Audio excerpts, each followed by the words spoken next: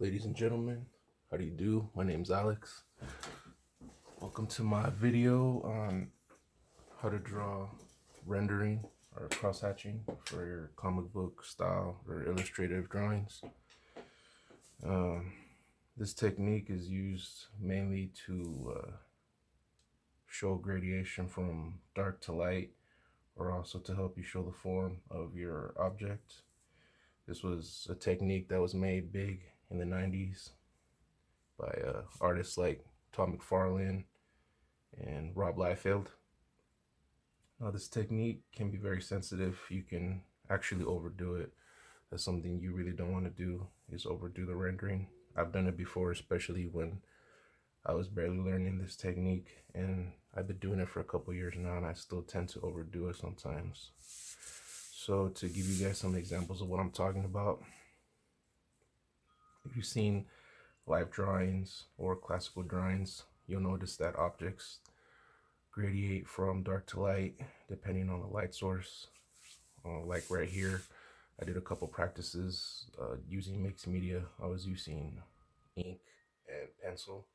I used a 4B and a 2B to go lighter. I was doing my best to blend it out. So that's what I'm talking about when I say gradation.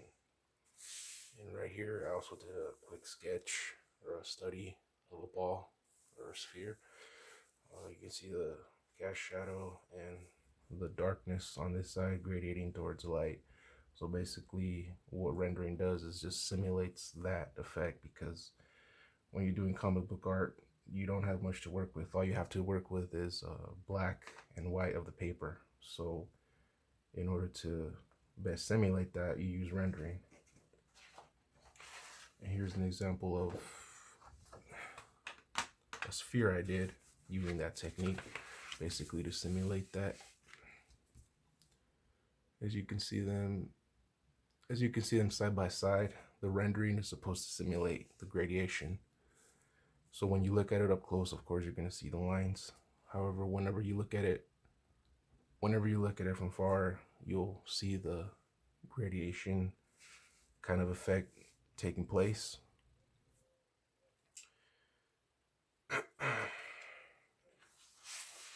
I also did some of that right here on this zombie I drew.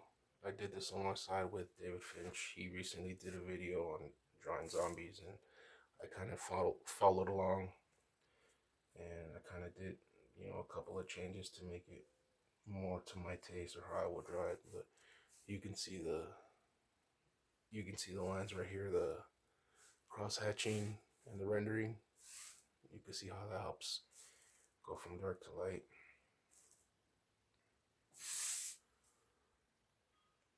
I'll give you guys another example right here. I recently did this Batman probably 2 months ago or something like that. I did the same technique right here. Zoom in so you guys can see it. You can see right here on Batman's head, the dark, the shadow, and then gradiating towards the light. Right there on his arms as well. On Catwoman, on her suit right there, you can see gradiating from dark to light.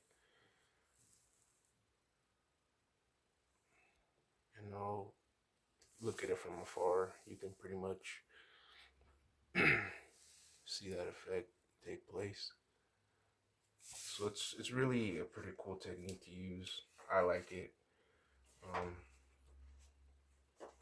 It caught my eye when I first saw Todd McFarlane's work, as well as David Finch and Stephen Platt. Those are probably my top 3 favorite comic book artists. I also like Mark Bagley, mostly for his work in the 90s he did for the Venom character.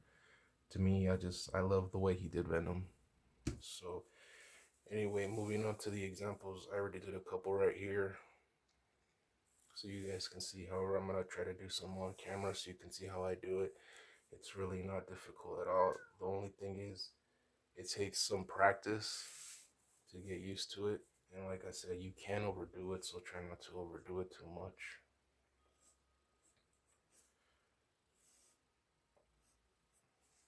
We'll do like a a dark form and then just gradiate from that.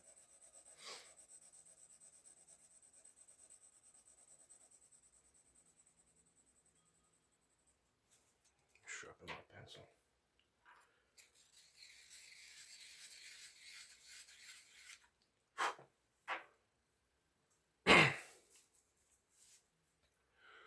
So basically, the way I do it is I'll build up the base toward the shadow, and then I'll just pull it out.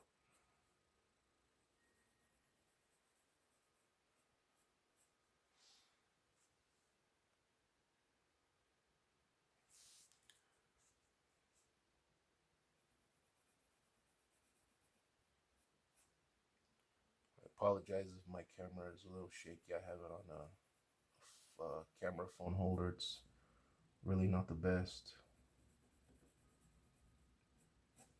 But as you can see, that's how you do it.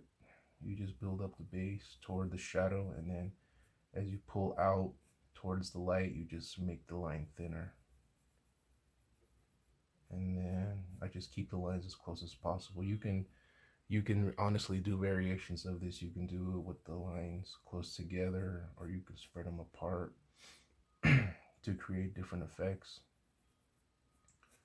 Just depends on what you're trying to do, what you're trying to convey, the forms and such. So build it up, pull it out, build it up, pull it out. And as I get to the end of this, there's less shadow, so what I'll tend to do is just make the lines thinner. And you could also practice doing that as well, is going from the dark to light, because as the lines go closer to the light, they're gonna thin out or get washed out. So I'll do some of those right here just to show you guys how to do it. Build it up. Notice how I have the lines tight together.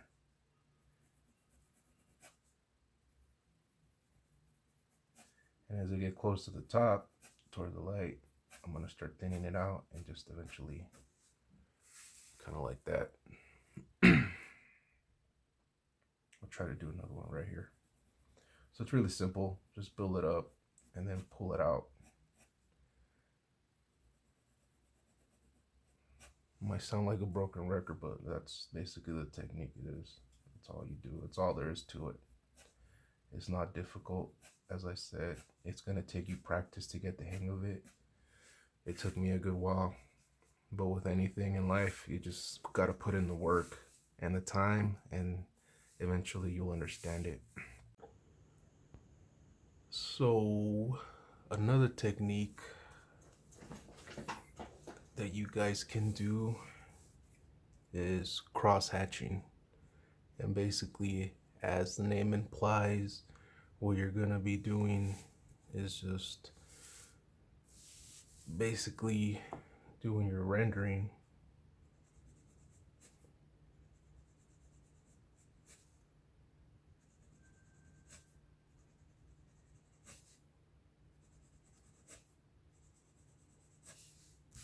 And then, as the name implies, just cross hatch it. Just go over the same area, except in a different direction. And what that will do is it will create another layer of lines, so that each layer of line work that crosses over each other will eventually make that spot look darker. So for example, right here, I just did 2 cross hatchings, so it's fairly dark. However, if I were to add additional lines to the same spot, what it will do is make that area darker. So let me go ahead and show you guys the example. And since I'm not working out, say like from the base, since I'm not pulling from a dark shaded area, I don't have to build it up and then pull it, I could just go ahead and just cross over it like that. So that's a third pass. If you guys can see, it looks much darker. Another pass, say, I don't know, let's go straight. This time I'm gonna build it up a little bit because I'm pulling from the dark shaded area.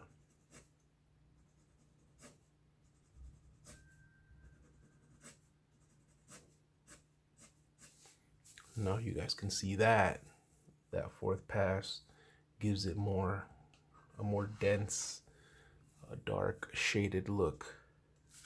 So you guys can do whatever you can or whatever you want. Just do the regular the regular hatching. You know, if you just want to make it just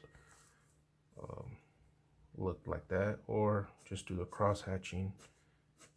You know, as I said, depending on how many layers, how many times you go over that area, it'll look darker or lighter. So two passes will be good.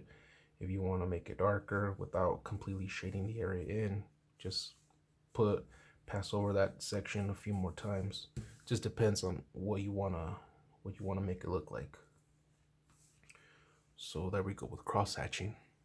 One more thing I'd like to discuss with you guys before I end this video is when you render, be sure to follow the form of your object, because usually if you go straight across the entire object, say something like a sphere, a ball, or even a cylinder, if you were to go just straight across it, what's gonna end up happening is you're gonna make the object look flat.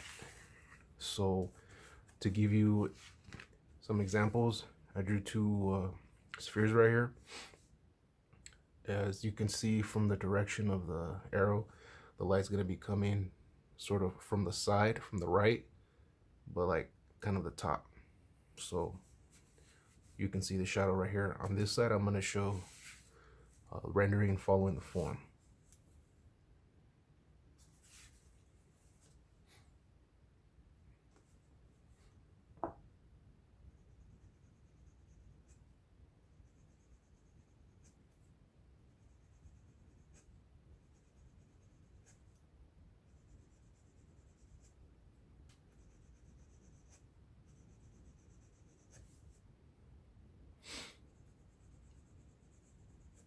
And this isn't meant to be perfect. I'm not trying to do this neatly. I'm just trying to do a demonstration to show you guys what I'm talking about.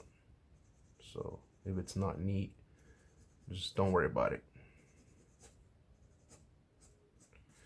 See, so I'm kind of following the form of the ball right here. Now, if I were to do the same rendering, but just go straight,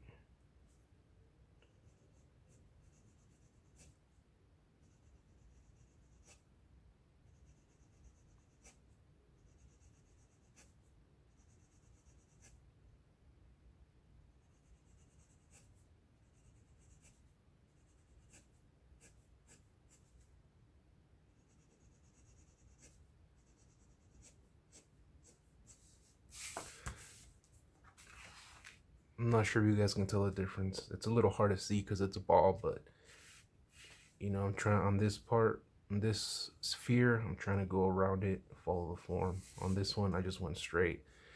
I know it's difficult to see on this example, so that's why I just went ahead and did a cylinder. It should be more clear on this. I'm gonna turn the page. I usually I usually turn my page when I render. It's more comfortable. So here we go.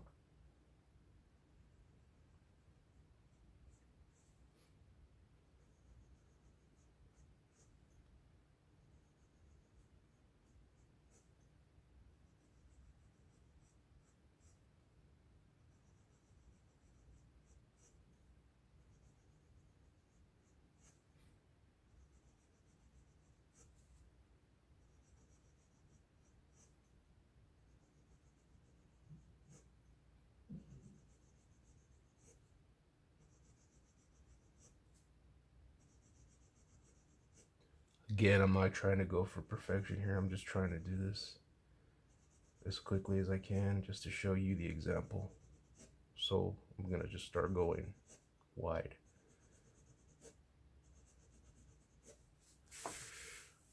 So if you guys can see right here, the cylinder, I did my best to follow the curve or the shape of the form, the direction.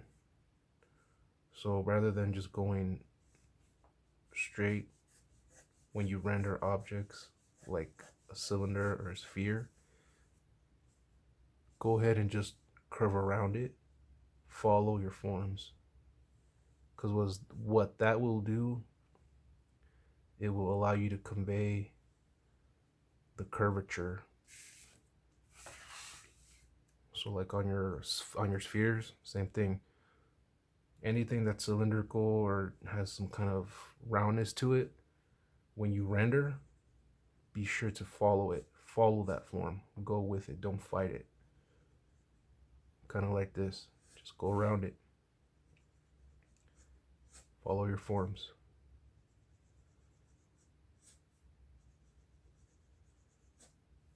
Because again, like I said, if you go straight on something like this, like a cylinder, you're just going to flatten it out. So there you go. Follow your forms.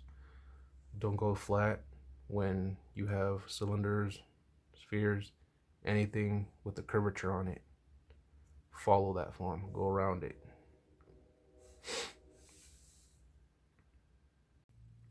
So that's basically the video. It's try to keep it as short as possible.